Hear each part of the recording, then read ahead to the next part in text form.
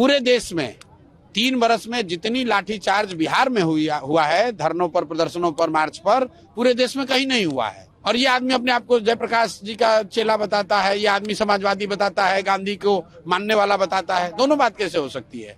बिहार के 5 करोड़ युवाओं का आवाज आप कैसे दबा सकते हैं? कितनी बार दबाइएगा?